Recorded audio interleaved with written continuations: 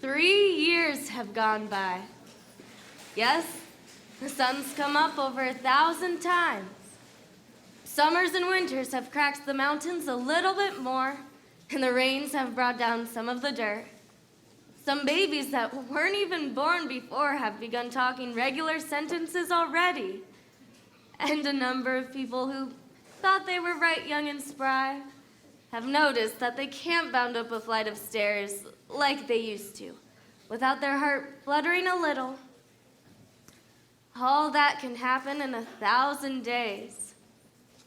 Nature's been pushing and contriving in other ways, too. A number of young people fell in love and got married. Yes, the mountain got bit away a few fractions of an inch. Millions of gallons of water went by the mill. And here and there, a new home was set up under a roof. Almost everybody in the world gets married. You know what I mean? In our town, there are hardly any exceptions. Most everybody climbs into their graves married. The first act was called the daily life. This act is called love and marriage. There's another act coming after this. I reckon you can guess what that's about. So, it's 3 years later. It's 1904. It's July 7th, just after high school commencement. That's the time most of our young people jump up and get married. Soon as they've passed their last examinations in Cicero's orations and solid geometry, looks like they suddenly feel themselves fit to be married. It's early morning, only this time it's been raining. It's been pouring and thundering. Mrs. Gibbs' garden and Mrs. Webb's here, drenched. All those bean poles and pea vines, drenched. All yesterday over there on Main Street, the rain looks like curtains being blown along.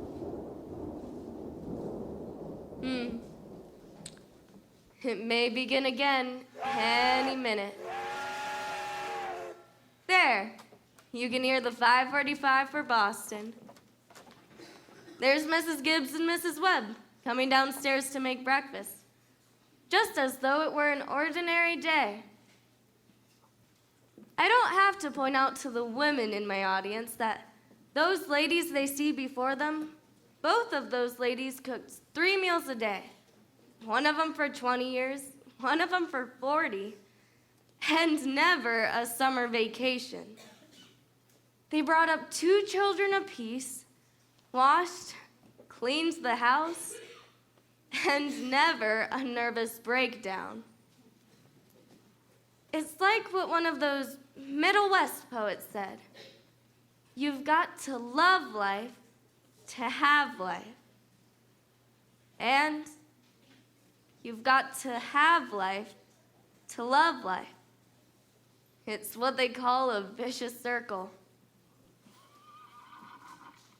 Giddy up, Bessie. Here comes Hattie Newsom, delivering the milk.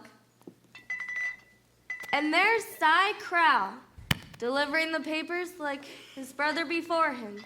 Morning, Hattie. Morning, Si. Anything in the papers I ought to know? Nothing much, except we're losing about the best baseball pitcher Grover's Corners has ever seen, George Gibbs. Reckon he is. He could hit and run bases, too. Yep, mighty fine ball player. Whoa! Bessie! I guess I can stop and talk if I'm of mine, too. I don't know how he could give up a thing like that just to get married. Would you, Hattie? Can't tell, Si. Never had no talent that way. You're up early, Bill. Just seeing if there's anything I can do to prevent a flood. The river's been rising all night. Si Crowell's all worked up here about George Gibbs retiring from baseball. Well, yes, sir. That's the way it goes. Back in '84 side, we had this baseball player you couldn't even imagine. Even better than George Gibbs was. But he went down to Maine to become a parson. He was a wonderful ball player, you know?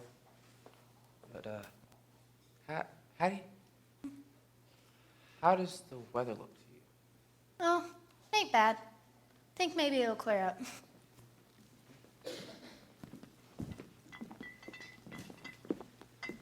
Good morning, Hattie. Do you think it's going to rain again? Morning, Mrs. Gibbs. It rained so heavy, I think maybe it'll clear up for good. Certainly hope it will. How much did you want today? Going to have a house full of relations, Hattie. Looks to me I'll need 3 of milk and 2 of cream. My husband says to tell you that we both hope they'll be very happy, Mrs. Gibbs. No, they will. Thanks a lot, Hattie. Tell your husband I hope he gets there to the wedding. Yes, he'll be there. He'll be there if he can.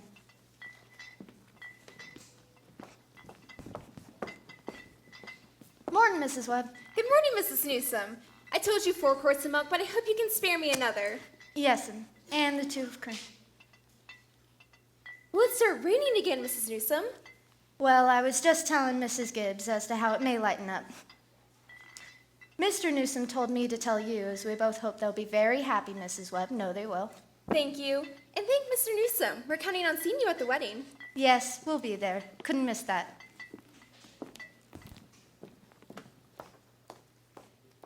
Come on, Bessie. Well, Ma, the day has come. You're losing one of your chicks. Frank Gibbs, don't you say another word. Feel like crying every minute. Sit down and drink your coffee.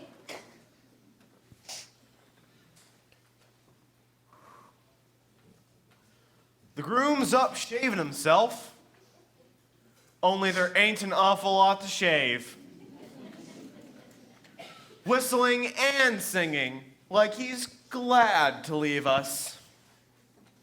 Every now and then he says, I do, to the mirror, but it don't sound convincing to me.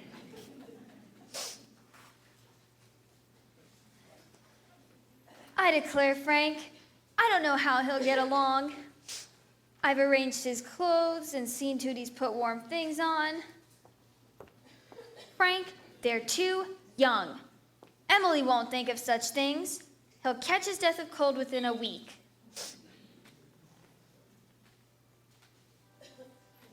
I was remembering my wedding morning, Julia. Now don't start that, Frank Gibbs. I was the scaredest young fella in the state of New Hampshire. I thought I'd make a mistake for sure. And when I saw you walking down that aisle, I thought you were the prettiest girl I'd ever seen. The only trouble was I'd never seen you before. There I was in the Congregational Church, marrying a total stranger. And how do you think I felt? Frank, weddings are perfectly awful things. Farces, that's what they are. Here, I've made something for you. Why, Julia Hershey, French toast! They ain't hard to make, and I had to do something.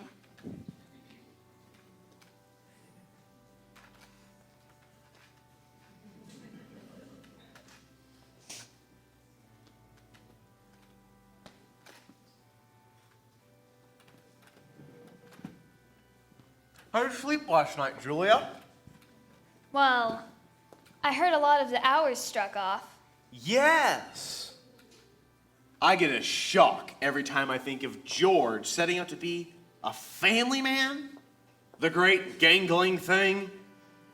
I tell you, Julia, there's nothing so terrifying in the world as a son.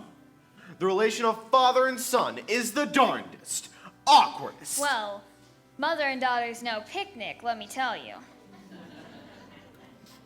They'll have a lot of troubles, I suppose.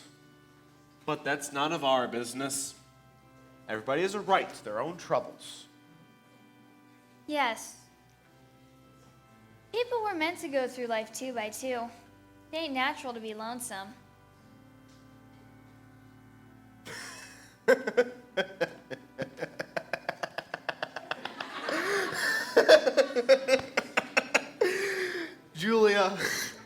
you know what I was scared of when I married you?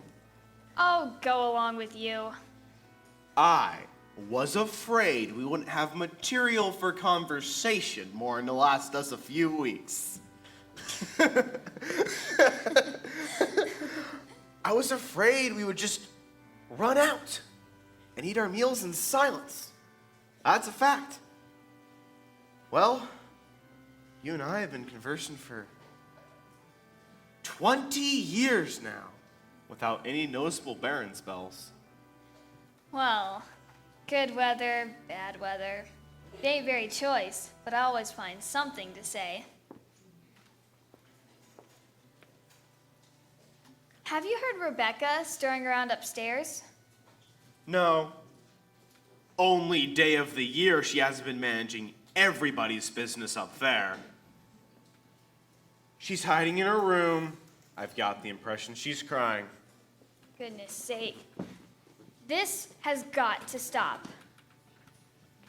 Rebecca! Rebecca! Come and get your breakfast.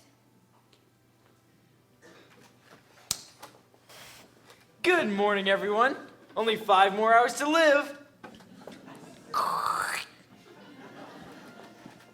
George Gibbs, where are you going? Why, I'm just stepping across the grass to see my girl. Now, George, you put on your overshoes. It's raining torrents. You don't go out of this house without you're prepared for it. Come on, Ma.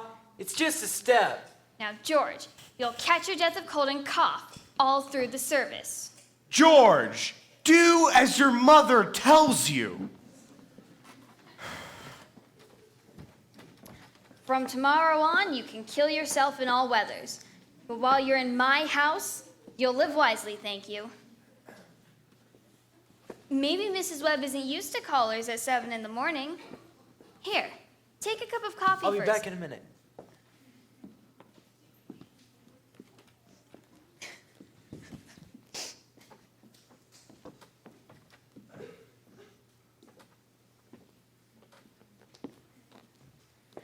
Good morning, Mrs. Webb. Goodness, George, you frightened me. Now, you can come in a minute out of the wet, but you know I can't ask you in. Why not? George, you know as well as I do, the groom can't see his bride on his wedding day, not until he sees her in the church. Oh, that's just a silly superstition. Good morning, Mr. Webb. Good morning, George. Mr. Webb, you don't believe in that superstition now, do you? Well, there's got to be a lot of common sense in some superstitions, George. Millions have followed it, George, and you don't want to be the first to fly in the face of custom. How is Emily? Well, she hasn't waked up yet. I haven't heard a sound out of her. Emily's asleep? No wonder. We were up till all hours sewing and packing. Now, I'll tell you what I'll do. You sit down here and drink this cup of coffee. And I'll go upstairs and see she doesn't come down and surprise you. Here's some bacon too, and don't be loud about it.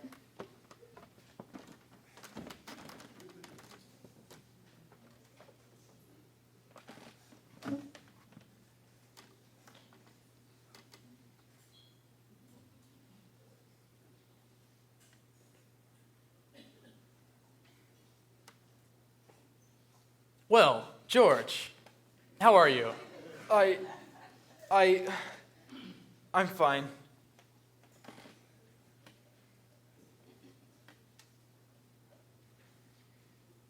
Mr. Webb, what sense could there be in a superstition like that?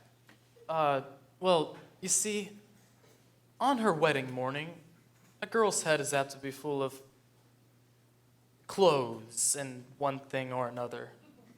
Don't you think that's probably it? Yes, I never thought of that. A girl's apt to be a mite nervous on her wedding day.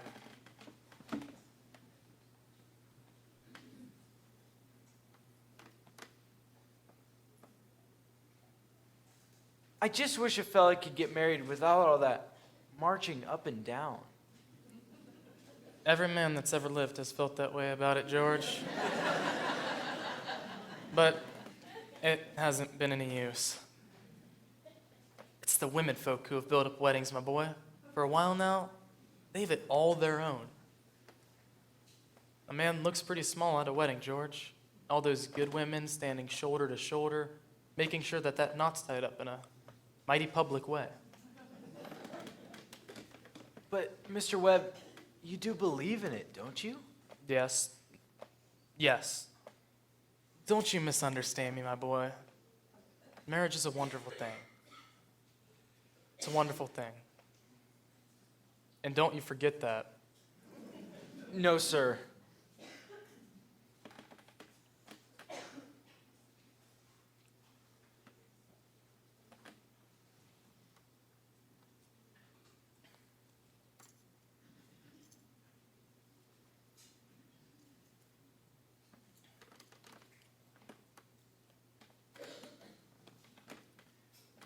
Oh, Mr. Webb.